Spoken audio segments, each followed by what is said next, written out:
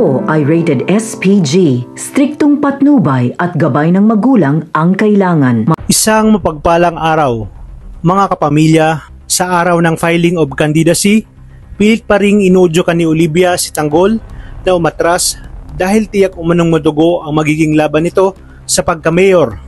Sigurado siya na si Tanggol ang hahabulin ng kanyang pamilya. Iginit naman ni Tanggol na sanay na siya sa kahit anong away at laban, basta't wag lang puntiryahin ang kanyang pamilya.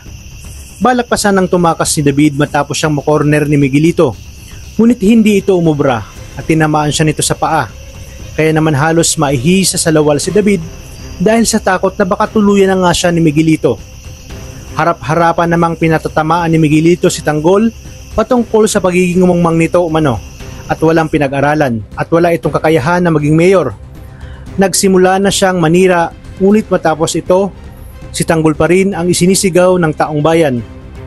May isa pang botante ang nagsabi na walang magagawa ang pinag-aralan ni Miguelito sa diskarting ginagawa ni Tanggol matapos na ang nangyaring sunog. Dagdag pa niya na mas malapit sa kanila si Tanggol dahil laki ito sa hirap at mas naiintindihan kung ano ang pinagdadaanan nila.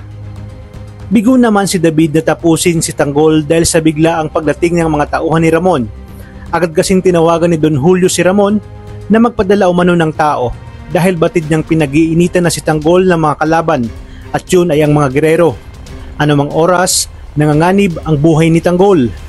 Sa pag-uwi ni Tanggol ay galit na galit nga itong si Ramon dahil sa dami ng pasa na tinamo nito. Awang-awa naman si Mertes at siya na mismo ang nagpresenta nang linisin at gamutin itong si Tanggol. Humahagulhol si Mertes sa iyak at naging emosyonal ang mga tagpong yun dahil doon lamang naramdaman ni Tanggol ang kalinga ng isang ina. Kahit kasi nagmamatigas si Tanggol kay Marites, mananaig pa rin sa kanya ang pagkakaroon ng mabuting puso, lalong-lalo na sa kanyang ina. Sinabi ni Tanggol sa kanyang sarili na hindi siya papayag na hindi pagbayarin ang mga gerero, lalong-lalo na umano itong si Miguelito at Roberto. Si Paeng naman ay susubukang lumapit kay Tanggol at sasabihin ang sitwasyon na ginamit lamang ni Miguelito si Fatima sa eleksyon at wala silang magawa dahil nagbigay nga ito ng 50,000 para pambayad kay Angkong Lucio na siya namang ikinagulat ni Tanggol.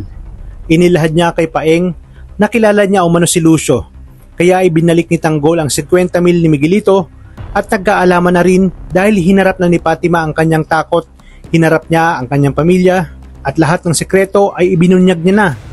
Naglakas loob siya na humingi ng tulong kay Tanggol at handa siyang sumuporta kay Tanggol para matalo itong si Miguelito dahil naniniwala siya sa kakayanan at kapasidad ni Tanggol.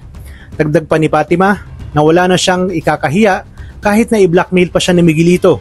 Tuloy-tuloy na nga ang pagkakapanalo ng ating bida na di kalaunan magiging mayor na si Tanggol.